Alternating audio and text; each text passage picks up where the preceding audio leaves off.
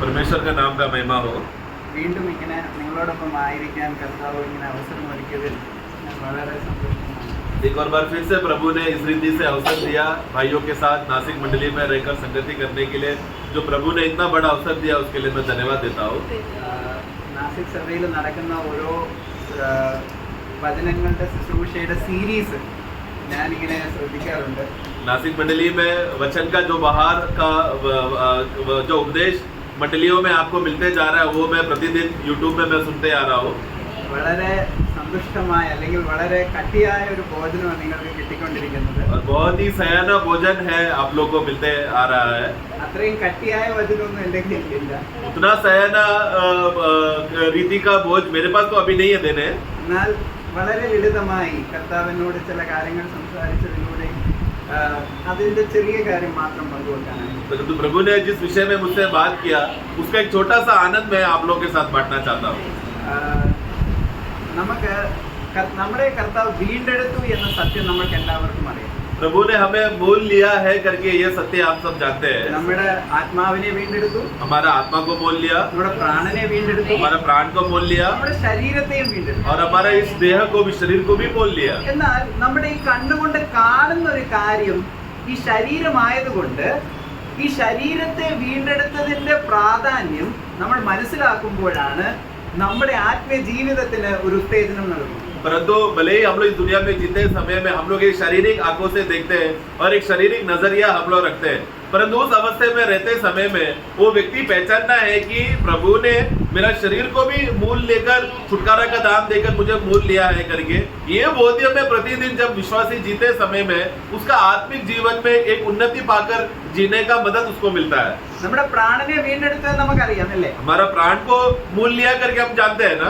എന്നാൽ നമ്മുടെ ശരീരത്തെ വീണ്ടെടുത്തു എന്നത് നമുക്ക് പൂർണ്ണമായി നമ്മുടെ ഉള്ളിൽ അതൊരു ധൈര്യമായിട്ട് കിട്ടണമെങ്കിൽ നമ്മുടെ ശരീരത്തിലൂടെ കർത്താവിന്റെ ജീവൻ വെളിപ്പെടുത്തത് കാണുമ്പോഴാണ് ആ വിശ്വാസം നമ്മളിൽ ഉറപ്പാകുന്നത്. परंतु जिस रीति से हमें ये बात को पक्का रीति से हमें मालूम है कि हमारा प्राण का मूल लिया गया है, उसी रीति से हमारे ये शरीर ये देह का भी मूल लिया गया है करके प्रभु का उस बोध्य में वो विश्वासी सचमुच एहसास होकर जीने के लिए उसका वो प्रभु का वो सचमुच का वो कार्य का अनुभव उसको होना जरूरी है, जिसकी वजह से उसको बोध्य आता है। तो वो बोध्य आने के लिए उसका बेस आरंभ ही उसको क्या है, उसको ये समझना चाहिए कि प्रभु ने मेरा देह का यानी शरीर का भी मोल लिया गया है। ആദ്യമായിട്ട് ഞാൻ നാസിക് സഭയിൽ വന്നപ്പോൾ जब पहले बार जब मैं नासिक मंडली में आया था എന്നോട് ഇവിടുത്തെ ദേവദാസൻ പറഞ്ഞു ഞാൻ എത്ര വട്ടം ബൈബിൾ വായിച്ചിട്ടുണ്ട്. प्रभु का दास ने मुझसे पहले बार जब मैं यहाँ पर आते समय में प्रभु का दास ने मुझसे सवाल पूछा कि आप कितने बार बाइबल पढ़े हो। എനിക്കതിന്റെ ഇയർ പോലും അത്രയും വ്യക്തമാ, കാരണം അന്നാണ് ഈ സഹോദരന്റെ വിവാഹം കഴിഞ്ഞത് 2016. तो वो मुझे वो साल का समय भी याद है क्योंकि उस समय में जेबू भाई का विवाह हो गया था, 2016 में था। प्रभु का दास ने वो सवाल मुझको पूछा था। ആ സമയത്ത് ഞാൻ ഒരിക്കൽ പോലും വായിച്ചിട്ടില്ല. उस समय में जब भाई मुझसे प्रभु का दास ने जब मुझसे सवाल पूछा तो उस दिन तक मैंने बाइबल कभी भी पूरा एक बार भी नहीं पढ़ा था। അതേ ചോദ്യം ഒരു സഹോദരനോടും ചോദിച്ചെന്ന് ഞാൻ കേട്ടപ്പോൾ ഞാൻ ചിരിച്ചു. എനിക്ക് ആ ഓർമ്മ. और फिर आज प्रभु का दास ऐसा हम लोग मीटिंग के शुरुआत में हम ऐसी बात करते समय में प्रभु का दास ऐसी मैंने एक दूसरा घटना बताया। दूसरा घटने में प्रभु का दास ऐसा बोल रहा है, जब भी नौजवान आता है तो मैं हमेशा नौजवानों को मैं पूछता हूँ कि आपने कितने बार बाइबल पढ़ा। तो प्रभु का दास ने जब वो घटने को ऐसा वर्णन करते समय में मुझे वो मेरा मुझको सवाल पूछा हुआ वो घटने का दिन मुझे याद है। അപ്പം ഒരു ടൈം ലൈൻ എന്നോട് അന്ന് പറഞ്ഞത് ഒരു 4 മാസത്തിനകത്ത് നമുക്ക് സുഖമായിട്ട് ബൈബിൾ വായിച്ച് തീർക്കാം. प्रभु का दास ने उस समय में प्रोत्साहन करके बोला, देखो खास रीति से जवान लोगों में अगर उत्तेजना से अगर अच्छे रीति से पढ़ेंगे तो कम से कम 4 महीने में एक बार तो बाइबल पढ़ सकते हैं। അപ്പം ഞാൻ ഇത് വീട്ടിൽ പോയി. तो ये सुनने के बाद उस दिन मैं घर गया, ഞാൻ കർത്താവിനോട് ഇങ്ങനെ ചോദിച്ചു, मैं प्रभु को पूछा, കർത്താവേ ഞാൻ വചനം വായിച്ചിട്ടില്ലേ? प्रभु मैंने तो वचन पढ़ा है ना। എന്നാലും ആ സഹോദരൻ ഇങ്ങനെ ചോദിച്ചല്ലോ. तभी प्रभु का दास ने ऐसा पूछा അപ്പൊ എന്റെ ഉള്ളിൽ എന്തായി? तो मेरे अंदर क्या हुआ, ഒരു വിഷമമായി. पहला एक दुख आया, പക്ഷേ ഞാൻ പിന്നെ അതിനിങ്ങനെ ചിന്തിച്ചു. परंतु वो दुख के बाद भी प्रभु का दास ने वो सवाल का जो पूछा हुआ रीति को मैं फिर से मैं मनन करने लगा। സഹോദരങ്ങളെ ഞാൻ നിങ്ങളോട് ആത്മാർത്ഥമായിട്ട് ആ കാര്യം പറയുകയാണ്. तो मैं प्रियो आप लोग मेरे प्रिय हैं इसलिए मैं दिल खोलकर मैं बता रहा हूँ। 4 മാസം എന്ന സഹോദരൻ പറഞ്ഞത് ഞാൻ ശ്രമിച്ചു വായിക്കാൻ. ദൈവകൃപയാൽ ഒരു 3.5 മാസം കൊണ്ട് ആദ്യത്തെ പ്രാവശ്യം ഞാൻ അത് വായിച്ചു. मैं तो 4 महीने का जो डेडलाइन मतलब वो जो दास ने बोला था कि 4 महीने में पढ़ सकता है करके, लेकिन प्रभु की दया से 3.5 महीने में मैंने एक बार पूरा बाइबल पढ़ने का प्रभु ने मुझे कृपा दिया. ആ ഒരു പ്രാവശ്യം വായിച്ചത് വീണ്ടും വീണ്ടും വായിക്കാൻ ദൈവത്തിന്റെ ആത്മാവ് എന്നിൽ പിന്നെയും പിന്നെയും അത് ഉത്തേജിപ്പിച്ചു. आमीन. और उस एक बार पढ़ने के बाद फिर बार बार बाइबल पढ़ने के लिए प्रभु का आत्मा ने मुझको प्रोत्साहन किया. അതെന്തിനാ ഞാൻ പറയുന്നതെന്ന് വെച്ചാൽ, और मैं आप लोग को ये बता रहा हूँ, കാരണം വചനം വായിക്കുന്നതിലൂടെ क्योंकि वचन पढ़ते पढ़ते നമ്മുടെ പ്രാണന് ഒരു വളരെ ആത്മീകമായ ഒരു വിശപ്പുണ്ടാവും. हमारे प्राण में एक आत्मिक रीति से भूख प्यास बढ़ेगा. ആ വിശപ്പ് നമ്മളെ വീണ്ടും വീണ്ടും വചനത്തിലേക്ക് നമ്മളെ നയിക്കും. और वो भूख हमें बार बार वचन की ओर ले जाएगा. അപ്പം ഇന്ന് എനിക്ക് സംസാരിക്കാനുള്ളത് നമ്മുടെ ശരീരത്തെ എങ്ങനെ ദൈവാത്മാവിൽ നമുക്ക് ഉപയോഗിക്കാം. परंतु आज जो मुझे विषय जो बात करने का विषय वो ये है कि हमारे शरीर में भी हमारे देह में भी किस रीति से प्रभु का आत्मा हमें इस्तेमाल करता है.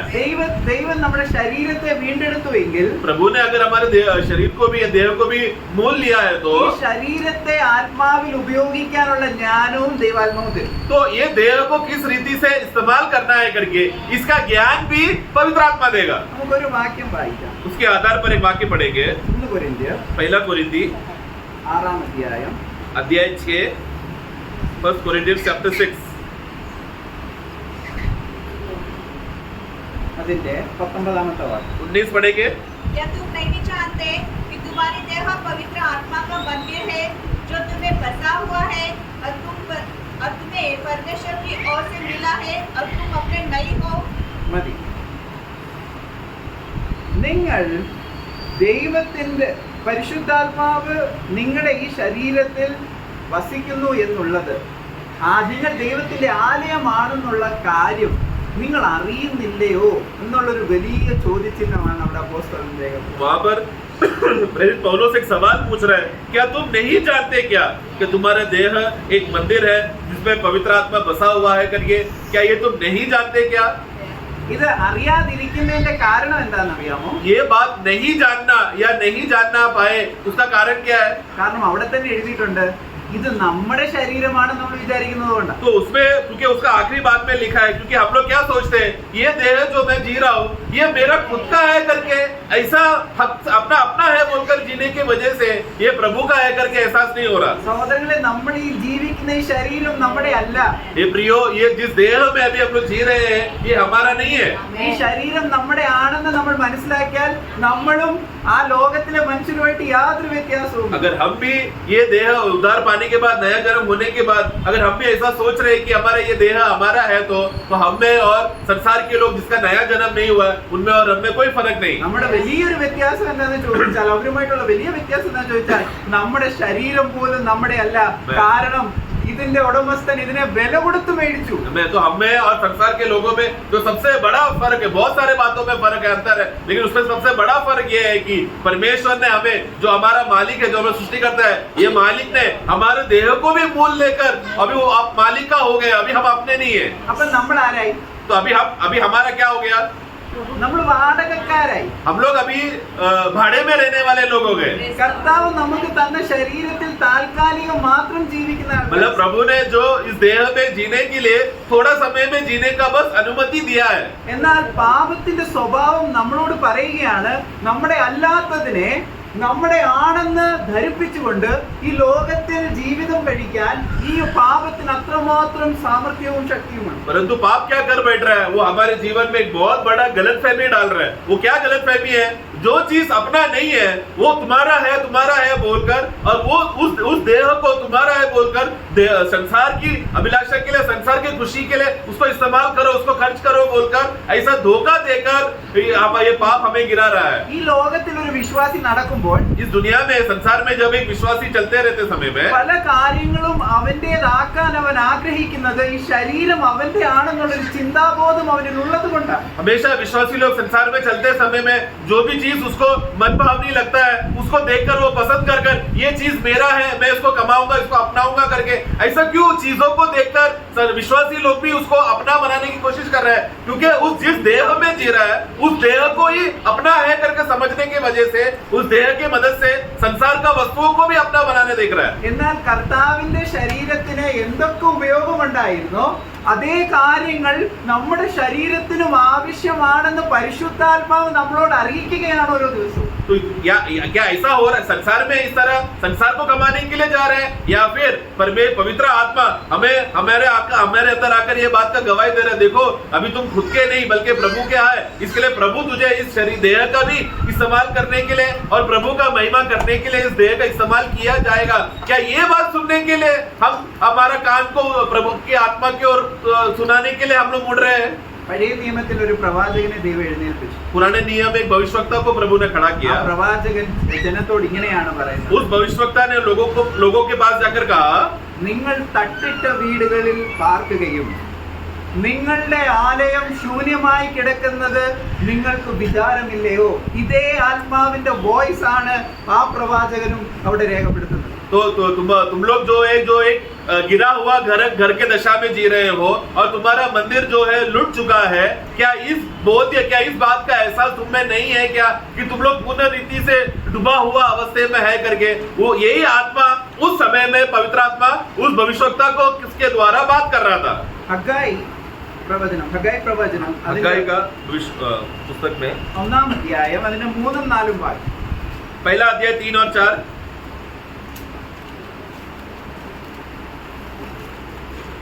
फिर यहोवा का यह वचन हग्गाई भविष्यवक्ता के द्वारा पहुंचा, क्या तुम्हारे लिए अपने छत वाले घरों में रहने का समय है, जबकि यह भवन उजाड़ पड़ा है? इसलिए अब सेनाओं को यहोवा यह कहता है, अपनी चाल चलन पर ध्यान करो. മതി. കണ്ടോ, ഈ വാക്യം ഹഗ്ഗായി പ്രവചനത്തിലൂടെ വളരെ വ്യക്തമായിട്ട് നമുക്കറിയാം. ഇതെല്ലാം പ്രവചന പുസ്തകങ്ങളാണ്. ഇവര് വരാൻ പോകുന്ന കാര്യങ്ങളെ കുറിച്ച് ചില കാര്യങ്ങൾ അതിനെ വർണ്ണിക്കുമ്പോഴും നമ്മുടെ ഇപ്പോഴത്തെ സ്ഥിതിയെ കുറിച്ചും ഇത് വ്യക്തമായി പറയുകയാണ്. तो हम जानते हैं कि ये परमेश्वर ने जब हग्गाई को जब ये वचन देते समय में भविष्यवाणी के रीति से ये वाणी दिया गया था, जिसमें से बहुत से बातें होना भी अभी बाकी है, परंतु ये भविष्यवाणी का विषय भले ही इसको देते समय में आज हम लोग जब ये वचन को आत्मा में पढ़ते समय में ये उसका आत्मिक अर्थ आज भी हमारे लिए लागू है। ഇതിന്റെ കോണ്ടെക്സ്റ്റ് ചെറുതായിട്ട് നമുക്കൊന്ന് മനസ്സിലായി. നിങ്ങൾക്കൊക്കെ അറിയാമെന്ന് എനിക്കറിയാം, എന്നാലും ചെറുതായിട്ട് ഞാൻ ഒന്ന് പറയാം. इसका पार्श्वभूमि या इसका बैकग्राउंड मैं बस छोटा सा बताना चाहता हूँ, आप लोगों को मालूम है, मैं जानता हूँ, तो भी मैं शॉर्ट बताना चाहता हूँ। എസ്ര എന്ന് പറയുന്ന ശാസ്ത്രിയുടെ കൂടെ ഒരുമിച്ച് ഉള്ള ഒരു പ്രവാചകനായിരുന്നു ഹഗ്ഗായി. तो एस्रा जो शास्त्री है उसके साथ रहने वाला ये एक व्यक्ति है हग्गाई। ബാബിലോൺ രാജാവിനെ കീഴ്പ്പെടുത്തിയിട്ട് കോരേശ് ഇവരെ വിട്ടയക്കുമ്പോൾ ഇവർക്കിനി സ്വാതന്ത്ര്യമുണ്ട്, ഇവർക്ക് പോയി ഇവരുടെ ആലയം പണിയാം. तो बाबेल के राजा से उन लोगों को बचाने के बाद कोरेश राजा ने इजरायली लोगों को अनुमति दिया कि अभी तुम लोग जाओ, अपना खुशी से जियो और मंदिर बनाकर तुम लोग वहीं पर जियो करके वो स्वतंत्रता उनको दिया था। എന്നാൽ ഇവർ അടിസ്ഥാനങ്ങളൊക്കെ കെട്ടി, परंतु ये लोग ने मंदिर का नींव तो सब बांध लिया था, പക്ഷെ പണി നിന്നുപോയി. परंतु काम रुक गया। പിന്നെ കുറെ നാളത്തേക്ക് പണി നടന്നില്ല. फिर बहुत सालों तक काम आगे बढ़ा नहीं। ഈ പണി നിന്നു പോയതിനു ശേഷം तो काम रुक जाने के बाद ദൈവം ഒരു പ്രവാചകനെ എഴുന്നേൽപ്പിച്ചു. परमेश्वर अभी एक भविष्यवक्ता को खड़ा कर रहा है। അപ്പം പണി തുടങ്ങുന്നതിന്റെ അല്ല, പണി തുടങ്ങിയിട്ട് ഇടയ്ക്ക് വെച്ച് നിന്നുപോയി. तो यहाँ पर विषय क्या है, काम शुरू ही नहीं हुआ, वो नहीं, काम शुरू होने के बाद बीच में रुक गया। വീണ്ടെടുപ്പ് നടന്നു. तो मतलब छुटकारा मूल देखकर काम छुटकारा का काम तो हो गया था, എന്നാൽ എവിടെയോ ആത്മീയ ജീവിതത്തിൽ നമ്മൾ സ്റ്റോപ്പ് ആയി പോയി. परंतु आत्मिक जीवन का शुरुआत तो हो जाने के बाद आगे चलते चलते बीच में ही रुक गया, आत्मिक बढ़ोतरी नहीं हो रही है। വീണ്ടെടുപ്പിന്റെ സന്തോഷം നമ്മളിൽ റീജനുവേറ്റ് ആവാൻ അല്ലെങ്കിൽ ഉത്തേജിപ്പിക്കാൻ നമ്മളിൽ പരിശുദ്ധാത്മാവിന്റെ പ്രവർത്തനം നടക്കുന്നില്ല. छुटकारा मिल के चुका है, मुझे मूल लेकर खरीदा गया है करके उस बात का खुशी जो आरंभ के समय में था, आगे आगे चलते चलते वो उस बात का खुशी अभी नहीं मिल रहा है। आत्मा उस व्यक्ति को वो खुशी देने का एहसास उसको विश्वासी को नहीं हो पा रहा। സഹോദരങ്ങളെ, ഇത് പഴയ നിയമത്തിലെ പ്രവചനമാണെങ്കിലും हे प्रियो, ये भले ही पुराना नियम का एक भविष्यवाणी है, तो भी ഇന്നെന്ന നിലയിൽ എത്രമാത്രം ഇത് നമ്മളോട് സംസാരിക്കും. वो भी आज का समय में आत्मा में ये कितना अधिक बात कर रहा है। നമ്മൾ നമ്മുടെ ശരീരത്തെ മിനുക്കി നടക്കുമ്പോൾ हम अपना हम अपना देह को सजा सजा कर जी रहे सजा के जीने देख रहे हैं, എന്നാൽ ഈ ശരീരം കർത്താവിന്റെ ആലയമാണെന്നുള്ള ഒരു ബോധം നമ്മളിൽ വന്നാൽ, परंतु ये देह ये परमेश्वर का मंदिर है जहाँ पर पवित्र आत्मा निवास कर रहा है करके उस मंदिर का काम होना चाहिए करके वो बोध्य होएगा तो ഇതിന് ചരിത്രകാരന്മാര് പറയുന്നത് ഈ പണി ചെയ്യാനുള്ള സാധനങ്ങൾ കൊണ്ട് ഇവരെന്ത് ചെയ്യുന്നറിയ, ജോസീഫസ് പറയുകയാണ് പണി ചെയ്യാനുള്ള സാധനങ്ങൾ കൊണ്ട് അവർ അവരുടെ വീട് നന്നാക്കി.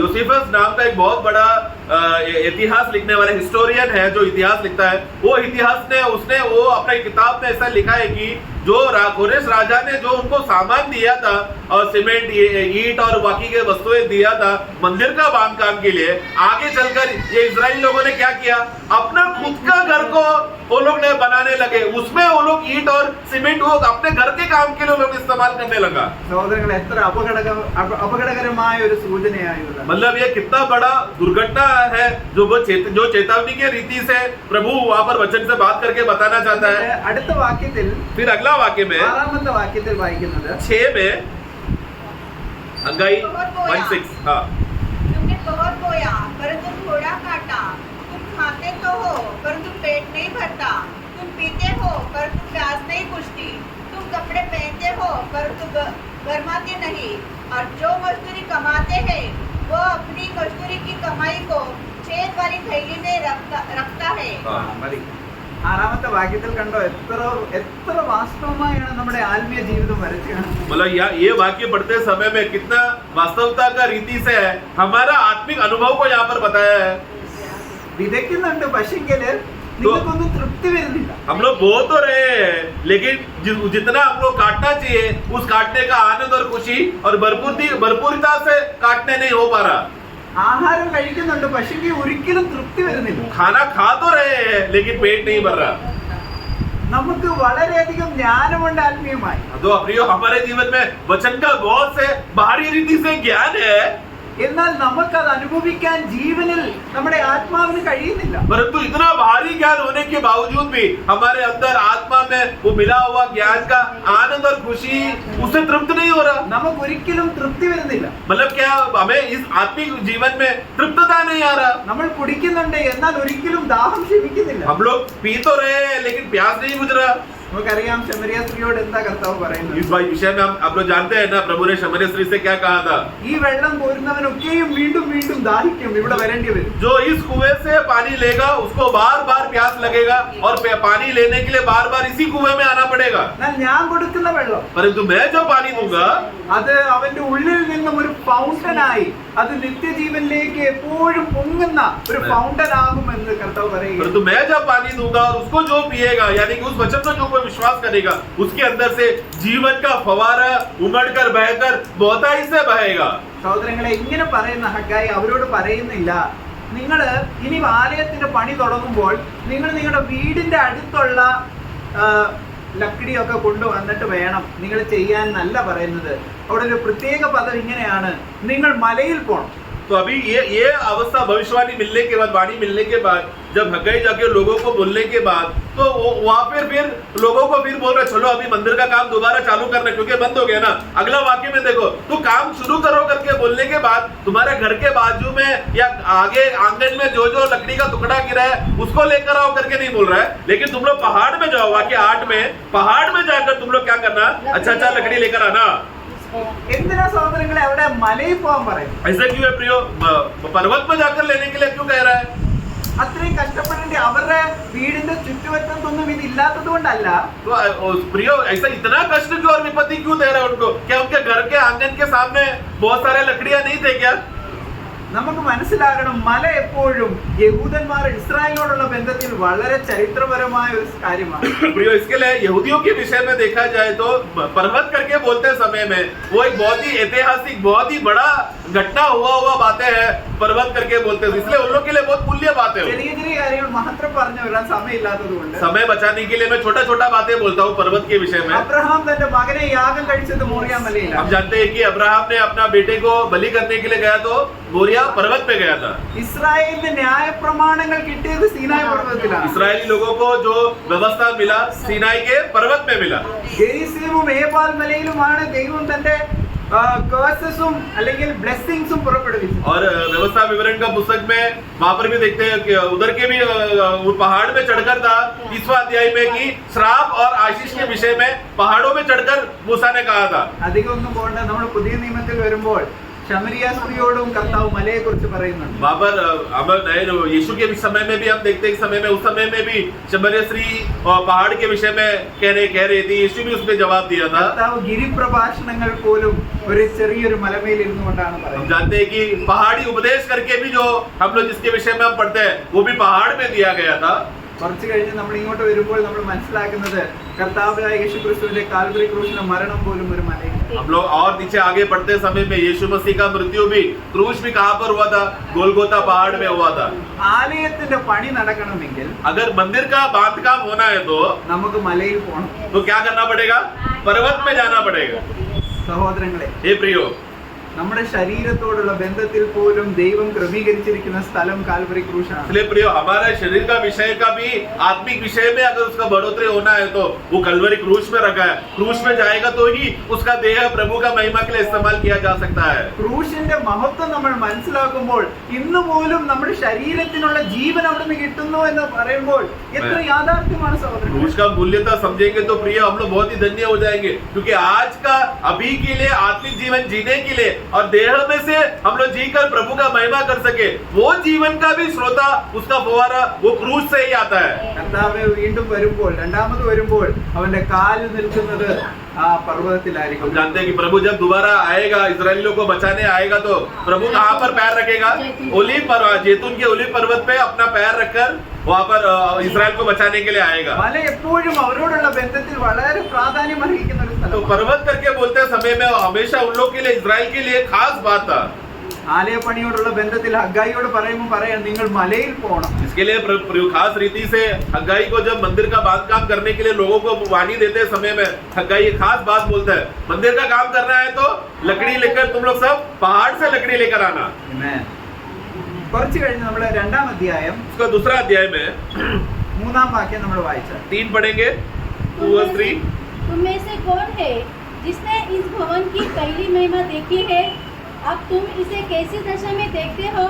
क्या यह सच नहीं कि यह तुम्हारी दृष्टि में उस पहले की अपेक्षा कुछ भी अच्छा नहीं है? കണ്ടോ അവിടെ ഈ സെരുബാബേലിനോടും കണ്ടോ അവിടെ രണ്ടാം അധ്യായ വാക്യത്തിൽ പറയാൻ സ്പീക്ക് നൗ ടു സെരുബാബേൽ. ഹഗ്ഗായി മകനായ സെരുബാബേലിനോട് സംസാരിക്കുമ്പോൾ പറയുകയാണ് കമ്പയർ ചെയ്ത് നോക്കണം. എന്തോ കമ്പയർ ചെയ്യേണ്ടതെന്നറിയാവോ? ശലോമോൻ പണിത ആലയവും നിങ്ങളുടെ ഇപ്പോഴത്തെ ആലയം നിങ്ങളൊന്ന് കമ്പയർ ചെയ്ത്. तो वहाँ पर हग्गाई वहाँ पर जरुब्बाबेल से वो बात करते समय वाक्य 2 में देखो, जरुब्बाबेल को तो ये कहा, तो क्या वो बताना चाहता है कि सोलोमोन ने जिस महिमा में और सौंदर्यता के साथ जो मंदिर बनाया गया था उसका तुलना करेगा तो आज क्या है उसमें? അവിടെ ജീവിച്ചിരുന്ന ചില ആളുകൾ ശലോമോന്റെ ആലയം കണ്ടവരാ. तो उसमें से कुछ लोग जो वहाँ पर जिंदा थे उन लोगों ने वो मंदिर को, पुराना मंदिर को देखा हुए लोग थे. വീണ്ടും അവരുടെ ഈ സ്ഥിതിയെ കാണിക്കുമ്പോൾ കമ്പയർ ചെയ്യുന്നതിലൂടെ അവർക്ക് മനസ്സിലാകുകയാണ് അവർ എവിടെയാണ് അവർ നിൽക്കുന്നത് എന്നുള്ളത്. तो वो अवस्था को देखकर उनका पुराना मंदिर का दशा कैसा था और अभी देखो मंदिर का क्या हालत हो गया करके इस रीति से तुलना करते समय में उन लोग का आत्मिक जीवन का अवस्था क्या, उन लोग का भक्ति जीवन का अवस्था क्या है करके उनको मालूम पड़ा. നമ്മുടെ ജീവിതത്തിൽ ഒരു കമ്പാരിസൺ ഇങ്ങനെ ഉണ്ടോ? क्या हमारे जीवन में इस रीति से हम लोग तुलना करते हैं क्या? നമ്മള് താരതമ്യം ചെയ്യുന്നത് വേറൊരു വിശ്വാസിയായിട്ടാണ് നമ്മളെ. क्योंकि हमारा सबसे बड़ा गलती क्या है, हम लोग तुलना करने के लिए दूसरा भाइयों को देखकर हम लोग तुलना करते हैं. അങ്ങനെയല്ല ദൈവവചനം പറയുന്നത്. प्रभु का वचन ऐसा एक दूसरे को देखकर तुलना करने के लिए नहीं करता. എന്നാൽ ആത്മാവിലുള്ള നമ്മുടെ ജീവൻ നമുക്ക് ദൈവം തന്നത് അനുഭവിക്കണമെങ്കിൽ, परंतु आत्मा में जो हमको मिला हुआ जीवन वो हम लोग अनुभव करने के लिए അത് വേറൊരു സഹോദരനെ നോക്കിയല്ല, എന്നാൽ ആ ജീവൻ തന്ന കർത്താവായ യേശുക്രിസ്തുവിന്റെ ആ മരണത്തെ നമ്മൾ താരതമ്യം ചെയ്ത് നോക്കുമ്പോൾ സഹോദരങ്ങളെ നമ്മൾ ഒത്തിരി കുറവുള്ളവരായി. तो ये दूसरा भाइयों को जीवन का अनुभव करने के लिए दूसरा भाइयों को देखकर नहीं, बल्कि वो जीवन का श्रोता कहाँ से आया है उस क्रूस की ओर, उस कलवरी की ओर, यानी कि स्वयं प्रभु की ओर देखेगा बनेगा तो ही वो आप लोग उसके साथ उस जीवन को देखकर जब हम लोग तुलना करते समय में तब असली रीति में पहचानने को होगा, हाय मैं कितना मुझ में कमियां हैं। സെരുബാബേൽ പണിത രണ്ടാം ആലയത്തിന്റെ പിക്ചറും ശലോമോന്റെയും വെച്ച് കമ്പയർ ചെയ്തപ്പോൾ तो जब जरुब्बाबेल ने उस समय में मंदिर का बांधकाम करके जितना काम खत्म हो गया था, उस खत्म हुआ काम को देखकर उसकी मनोहरता को जब शमूएल ने बनाया, सोलोमन ने बनाया हुआ मंदिर का से दोनों को जब तुलना किया तो ഞാനിങ്ങനെ അത് ഗൂഗിളിൽ ഇങ്ങനെ രണ്ട് ആലയത്തിന്റെയും പിക്ചർ നോക്കിയപ്പോൾ അവിടെ ഈ രണ്ടാമത് പണിത ആലയത്തിന് ഒരു മഹത്വവും പുറമേ കാണുന്നില്ല. तो जब मैंने उसका थोड़ा समझने के लिए मैंने गूगल में जाकर दोनों चित्रों का मैंने उसका फोटो जब मैंने देखा तो बाहरी तो दूसरा मंदिर को देखते समय में बाहरी रीति से एक मंदिर कहलाया जाए या ऐसा मंदिर ये मंदिर है क्या करके ऐसा बोलने वाला लायक कुछ भी उसमें शोभा नहीं था. ശലോമോന്റെ ആലയം കാണുമ്പോൾ അതിന്റെ ചുറ്റുമതിൽ പോലും സ്വർണം കൊണ്ടും അതിന്റെ മുകൾ വശം പോലും സ്വർണം കൊണ്ടും തങ്കം കൊണ്ടും ഒക്കെയും പണിതപ്പോൾ ഇതിനൊരു ഭംഗി ഇല്ലാതായിട്ട് നമുക്ക് തോന്നും. तो सोलोमन ने जब मंदिर बनाते समय में बाहर का दीवार को तक भी उसने सोना लेकर उसने सजाया, उसके ऊपर सोने का और पित्तल को लेकर उसने एकदम मनोहरता से उसने किया. इसलिए बाहरी रीति से देखते समय में सोलोमन ने कितना अच्छे से बनाया है करके हमें देखकर मालूम पड़ता है. എന്നാൽ ഒൻപതാമത്തെ വാക്യം നമുക്കൊന്ന് വായിക്കാം. परंतु नवा वाक्य जब पढ़ते समय में 2:9 इस भवन की पिछली महिमा इसकी पहली महिमा से बड़ी होगी. सेनाओं के यहोवा का यही वचन है और इस स्थान में मैं शांति दूंगा. सेनाओं के यहोवा की यही वाणी है. Amen. ഈ സൈന്യങ്ങളുടെ യഹോവ പറയുകയാണ് ഈ ഭവനത്തിന്റെ മഹത്വം ആ മുമ്പിലത്തെ ഭവനത്തെക്കാളും ശ്രേഷ്ഠമായിരിക്കും. അതെങ്ങനെയാ? परंतु सेनाओं का यहोवा ये कहता है कि अभी का ये जो मंदिर बनाया है वो पिछले मंदिर से भी ज्यादा शोभा में ज्यादा महिमादायक है करके वहाँ पर बोलता है. ये कैसा मुमकिन है? നമ്മുടെ പ്രശ്നം നമ്മൾ ഈ കണ്ണുകൊണ്ട് കാണുന്നത് കൊണ്ട്. तो प्रियो हमारा विषय क्या है? तकलीफ कहाँ पर हो रहा है? हम अपने शारीरिक आंखों से तुलना करके देखता है तभी तकलीफ होता है. വീണ്ടും നമ്മുടെ ശരീരത്തെ ഈ ലോകത്തിന്റെ കണ്ണുകൊണ്ട് കാണുമ്പോൾ നമുക്ക് ദൈവത്തിന്റെ കാഴ്ചപ്പാടിൽ നമ്മൾ ഒത്തിരി കുറവുള്ളവരായി. तो प्रियो जब हम लोग आत्मिक जीवन जीते समय में आत्मिक जीवन में जीते समय में अगर हम लोग हमारे शारीरिक नजरिया को लेकर अगर हम लोग मदद करते हैं, इस्तेमाल कर रहे हैं आत्मिक जीवन में बढ़ोतरी करने के लिए, तो प्रभु ने जो नजरिया रखा है उससे बहुत हम कम हो जाएंगे. ആ ആലയത്തിൽ കർത്താവ് നടന്നു കയറി കർത്താവിന്റെ ജീവിതത്തിൽ वहां पर इस मंदिर में प्रभु प्रवेश किया. जब प्रभु इस दुनिया में आया तो ശലോമോൻ പണിത ആലയത്തിലല്ല കർത്താവ് നടന്നു കയറി. प्रभु ये मंदिर क्यों महान है? ये बात क्योंकि सोलोमन ने बनाया मंदिर पे नहीं प्रभु चला. यहाँ पर जरुब्बाबेल ने बनाने के बाद का इस समय का मंदिर में था और प्रभु उस मंदिर में चला.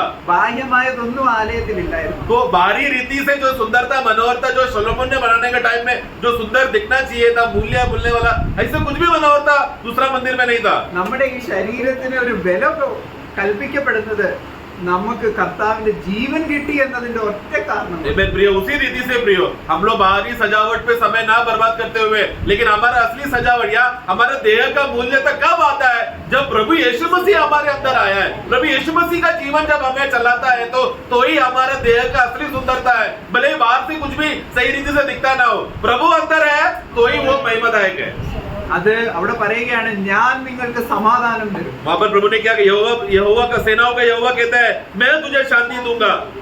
ഈ സമാധാനം ഞാൻ തരുന്ന സമാധാനം നിങ്ങളിൽ നിന്നും ആരും എടുത്തോണ്ട് प्रभु പോകും. ने क्या कहा था चेलों से? मैं तुमको शांति दे जाता हूँ और जो शांति मैं तुझे दूंगा कोई तुमसे छीन नहीं सकता. യോഹന്നാന്റെ സുവിശേഷം 14:27 എല്ലാം നമുക്കതൊക്കെ അറിയാം. യോഹന്നാൻ 14:27 में आप लोग जानते हो वाक्य को. എന്നാൽ ഇവിടെ പറയുന്ന അപ്പം ഈ പ്രവചനങ്ങളൊക്കെ നമ്മൾ വായിക്കുമ്പോൾ നമ്മളോടുള്ള ബന്ധത്തിൽ എത്ര യാഥാർത്ഥ്യമാണ് സഹോദരങ്ങളെ. प्रियो इसके लिए इस नजरिए से आत्मिक नजरिए से जब हम लोग भविष्य पुराने नियम की भविष्यवाणी की पुस्तकों को जब पढ़ते समय में हमारे लिए कितना आत्मिक अर्थ और गहरा अर्थ इसमें छुपा हुआ है. ഈ സെരുബ്ബാബേൽ അവസാനത്തെ വാക്യത്തിൽ ദൈവം അവനെ മുദ്രാമോതിരമായി അവിടെയാണ് ആ ലാസ്റ്റ് വേഴ്സ് 23 उसका 2:23 में वहाँ पर जरुब्बाबेल को वहाँ पर प्रभु एक कार्य करता है पढ़ने के. सेनाओं के यहोवा की यह वाणी है. हाँ. उस दिन हे शालतिएल के पुत्र मेरे दास जरुब्बाबेल मैं तुझे लेकर अंगूठी के समान रखूंगा. हाँ. यहोवा की यही वाणी है क्योंकि मैंने तुझे को चुन लिया है. सेनाओं के यहोवा की यही वाणी है. എന്തുകൊണ്ടാണ് സെരുബ്ബാബേൽ ഇവിടെ പറയുന്ന കണ്ടോ മുദ്രാമോതിരം എന്ന് വെച്ചാൽ നമുക്കറിയാം ഈ മുദ്രാമോതിരത്തിന്റെ വില മോർദെഖായി വന്നപ്പോൾ ആ രാജാവിന്റെ അതേ പദവിയില്ലെങ്കിലും മോർദെഖായി ചെയ്യുന്നതെല്ലാം, സ്റ്റാമ്പ് അടിക്കുന്നതെല്ലാം രാജാവ് ചെയ്തതുപോലെ. तो ये अंगूठी का खासियत हमें समझना प्रिय, मतलब अंगूठी एक बहुत बड़ा राज्य अधिकार और पदवी को दिखाता है. इसका एक उदाहरण हम देखते हैं कि मोर्दकाई के समय में, जब मोर्दकाई को जब अधिकार मिलते समय में उसको, तो वो भले ही वो राजा नहीं था, परंतु उसका जो भी बोली, उसका जो भी हुक्म था, वो हुक्म मानो एक राजा ने दिया है करके ऐसा तुल्य उसका बातें और हुक्म था. ഈ ശരീരത്തെ വേണ്ടുവോണം നമുക്ക് ഉപയോഗിക്കാൻ ദൈവാത്മാവിന്റെ സഹായം കിട്ടിയാൽ അടുത്ത യുഗത്തിൽ നമ്മളെ വാഴിക്കാനായിട്ടാണ് ദൈവം പോകുന്നത്. प्रियो, अगर आज के अभी के समय में प्रभु का जितना पवित्र आत्मा ने हमारे जीवन में वो आत्मा का सामर्थ अगर हमारे अंदर कार्य करके और इस रीति से हमारे देह परमेश्वर का महिमा के लिए उपलब्ध हो जाता है, मतलब हमारा देह तैयार है प्रभु का महिमा के लिए इस्तेमाल के लिए, अगर हमेशा काम करने के लिए इस्तेमाल किया जाता है, तो ऐसे विश्वासी लोग आने वाले राज्य में परमेश्वर का हुकूमत को दिखाने के लिए, राज्यत्व को प्रकट करने के लिए वो विश्वासी लोग महिमादायक देह में खड़ा रहेंगे. മുദ്രാമോതിരം വാഴ്ചയെ കാണിക്കുമ്പോൾ अंगूठी जो अधिकार और राज्य को दिखाता है, ആലയത്തെ പണിത് കഴിഞ്ഞപ്പോഴാണ്, परंतु वो मंदिर बनाने के बाद उसको मिला. നമ്മുടെ ഈ ശരീരത്തിന്റെ വീണ്ടെടുപ്പ് അത് കഴിയുമ്പോൾ, जब हमारा देह का पूर्ण रीति से जब छुटकारा होकर वो उद्धार पाकर रूपांतर होने के बाद, നമ്മൾ ശരീരത്തിലിരിക്കുമ്പോൾ ചെയ്തത് നല്ലതായാലും തീയതായാലും हम लोग देह में बने रहते समय में हम लोग ने जो भी भला और बुरा कार्य किया उसके हिसाब से ദൈവം നമ്മൾക്ക് പ്രതിഫലം തരുന്ന ദിവസം, प्रभु जब हमको प्रतिफल देगा, ആ ദിവസം നമ്മളെ വാഴിക്കാനായിട്ട് ദൈവം തന്റെ സിംഹാസനത്തിൽ, അതൊക്കെ നമ്മൾ ചിന്തിച്ചാൽ वो प्रतिफल देकर हमें बुलाते समय में प्रभु हमें आगे क्यों बुलाएगा? वो हमें सिंहासन और अधिकार और राज्य देगा ताकि परमेश्वर का महिमा को हम लोग अधिकार के रूप में प्रकट करने के लिए. वो सब बातें प्रिय अगर आज हम सोचेंगे तो कितना आनंद मिलता है. വെറും പുഴുവായ നമ്മളെ ദൈവം പ്രഭുക്കന്മാരോടൊപ്പം ഇരുത്താൻ അവൻ ഇഷ്ടം തോന്നിയത് നമ്മളൊന്ന് ആഴമായി അതൊന്ന് ധ്യാനിച്ചാൽ ഈ പരമേശ്വരൻ അതങ്ങോട്ട് ചിന്തിച്ച് തീരത്തില്ല. കാരണം അത്ര വ്യാപ്തിയിലാണ് ദൈവാത്മാവ് അത് രേഖപ്പെടുത്തിയത്. जरा सोचो प्रियो कि परमेश्वर को ये भाया, हम जो केवल कीड़े मकोड़े थे, हम जैसे कीड़े मकोड़े लोगों को कीचड़ से दलदल से उठाकर प्रभुओं के साथ बिठाकर इतना बड़ा अधिकार और पदवी दिया. ये सब करने के लिए प्रभु को भाया करके वो भाने वाला बात ही अगर हम लोग सोचने लग जाएंगे तो प्रियो कितना हमें आनंद मिलेगा, हमारा आत्मिक जीवन का दौड़ के लिए कितना उत्तेजना हमको मिलेगा. ഒരു വാക്യം കൂടി വായിക്കാം. യെശയ്യാവ് 38 അധ്യായം ഐസായ 38 അതിന്റെ 17ാമത്തെ വാക്യം. 17 देख, शांति ही के लिए मुझे बड़ी कड़वाहट मिली, परंतु तूने स्नेह करके मुझे विनाश के गड्ढे से निकाला है, क्योंकि मेरे सब पापों को तूने अपने पीठ पीछे फेंक दिया है. ആമേൻ. സ്നേഹത്തിലാണ് ദൈവം നമ്മളെ അധമ സ്ഥിതിയിൽ നിന്നും നമ്മളെ വിടുവിച്ചത്. प्रेम में है तूने मुझे विनाश के गड्ढे से निकाला. അതുകൊണ്ട് ആ പ്രയോഗം നമ്മൾ കാണുമ്പോൾ तो वो शब्द को देखो ना किस रीति से लिखा गया है. നമ്മുടെ വീണ്ടെടുപ്പ് നടക്കുമ്പോൾ പോലും നമ്മുടെ എതിരെ എന്തൊക്കെ ചെയ്യാമോ അതെല്ലാം പിശാച് കർത്താവിനോട് പറയാം, ഇവർക്ക് വേണ്ടിയാണോ നീ ഇത് ഇത്രയും കഷ്ടപ്പെടുന്നത്? ഇവർക്ക് വേണ്ടിയാണോ? കാരണം നീ ഇവരെ സ്നേഹിച്ചാലും പിന്നെയും ഇവര് നിന്നെ ദ്വേഷിക്കും, പിന്നെ ഇവര് നിന്നെ റിജക്ട് ചെയ്യും. ഇതൊക്കെ ഇങ്ങനത്തെ അറ്റാക്സ് ഒക്കെയും കർത്താവിൽ വന്നപ്പോഴും कर्ताविने എന്തായിരിക്കും പിടിച്ചു നിർത്തിയത്? प्रियो जरा सोचो, प्रभु जब हमें बचाने के लिए हमें बचाने के लिए जो मूल जब वो देते समय में, वो दान देकर हमें छुटकारा देते समय में प्रभु को कितना बड़ा नाना प्रकार का मानसिक रीति से उनको अटैक हुआ रहेगा. क्योंकि शैतान आकर क्या बोल रहा है, तू किसको जाकर तू बचाने जा रहा है? ये लोग, ये पापी लोग जो आज तूने उन लोग को बचा दिया, कल यही पापी यही विश्वासी बनकर तुझे धोखा देगा. इस रीति से अटैक ऐसा अवस्था आते समय में तभी भी प्रभु को ऐसा क्या पाया कि उन्होंने हमें त्यागा नहीं, छोड़ा नहीं, तभी भी हमें पकड़ के रखा और हमारे छुटकारे के लिए वो खुद उन्होंने दान दिया. അതുകൊണ്ട് നമ്മളെ വളരെ സ്നേഹത്തിൽ ഈ ദശയിൽ നിന്നും വീണ്ടെടുത്ത കർത്താവ്, इसलिए इतना प्रेम से हमें गिरा हुआ दशा से हमें उठाकर हमें ऊंचा स्थान में लेकर आए ये प्रभु ने. ഈ കർത്താവ് നമ്മുടെ ഹൃദയത്തെ വശീകരിച്ചുകൊണ്ട്, ये प्रभु ने हमें अपने हृदय में वो हमें कब्जा करके ഹൃദയത്തെ വശീകരിച്ചുകൊണ്ട് മരുഭൂമിയിലേക്ക് കൊണ്ടുപോവുകയാണ്. प्रभु क्या करेगा? हमारे हृदय को कब्जा कर वो कहाँ की ओर ले जाएगा? जंगल की ओर, मरुभूमि की ओर ले जाएगा. നമുക്ക് വായിക്കാം ഹോശേയ 2:14. होशेया का पुस्तक 2:14.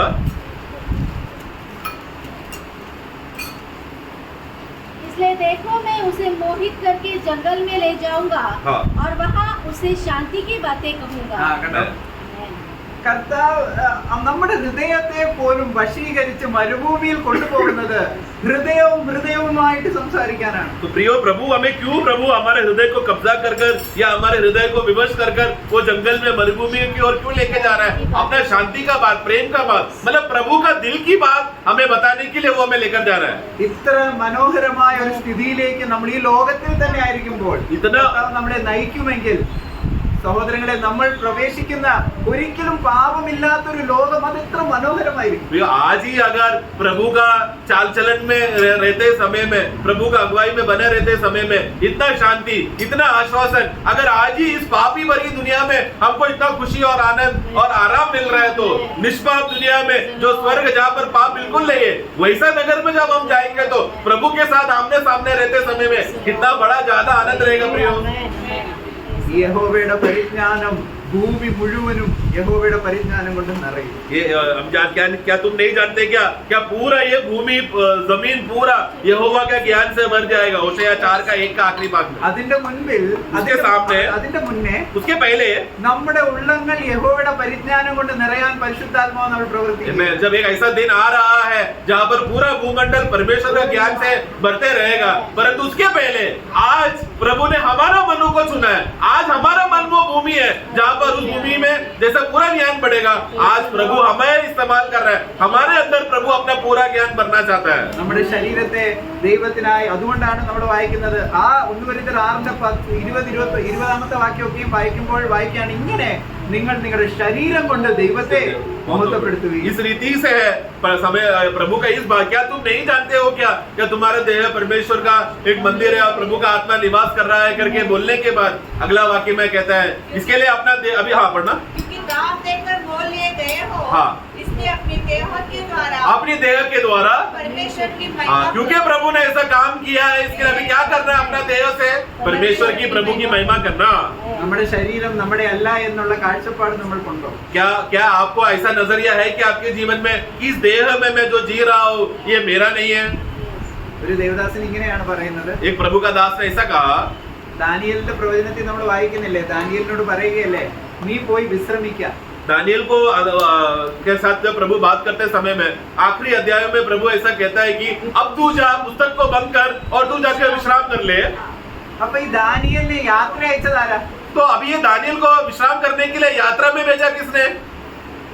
ദൈവമാ. परमेश्वर ने बोला तू जा, मतलब वो जाने का यात्रा में परमेश्वर भेज रहा है उसको. നമ്മുടെ ഈ ശരീരത്തിൽ മരിക്കുമ്പോൾ उसी रीति से जब हम लोग ये शरीर में मरेंगे, നമ്മളെ യാത്ര അയക്കുന്നത് നമ്മുടെ അടുത്ത ബന്ധുക്കളും നമുക്ക് അതാണ് കാണുന്നത് നമ്മുടെ ഈ കണ്ണുകൊണ്ട്. तो हम लोग यहाँ पर क्या देखते हैं? कोई मर जाने के बाद उसके घर बार रिश्तेदार लोग सब आके शव के सामने रुककर रोकर बोल रहे अरे वो चला गया करके, वो हमारा नजरिया है. എന്നാൽ ദൈവമാണ് സഹോദരങ്ങളെ നമ്മളെ യാത്ര അയക്കുന്നത്. परंतु प्रियो, वास्तव में कौन हमें मदद कर रहा है? भूमि का स्तर से आत्मिक दुनिया में लेकर जाने का मदद, वो यात्रा में कौन हमें मदद कर रहा है? वो प्रभु खुद हमारे साथ रहकर हमें इस शारीरिक भूमि का मंडल से हमें आत्मिक मंडल में प्रवेश करा रहा है. ഇങ്ങനത്തെ ഒരു യാത്രയായപ്പോ ഒരു അവിശ്വാസിക്കില്ല, ഒരു വിശ്വാസിക്ക് മാത്രമാണ്. കാരണം അവന്റെ ശരീരം കർത്താവിന്റെ വകയാണ്. प्रियो, इस प्रकार का यात्रा एक अविश्वासी के लिए नहीं है प्रियो, क्योंकि वो अविश्वासी का देह वो मूल लिया गया नहीं है, सिर्फ विश्वासी का ही देह मूल लिया गया है. इसलिए वो विश्वासी जब इस दुनिया में जब वो अपना शरीर को जब छोड़ता है या मृत्यु होता है तो क्या करेगा? आत्मिक दुनिया में प्रवेश करने के लिए, क्योंकि उसका देह का मूल दान दे चुका है. प्रभु हम सबको इस विषय में सहायता करें.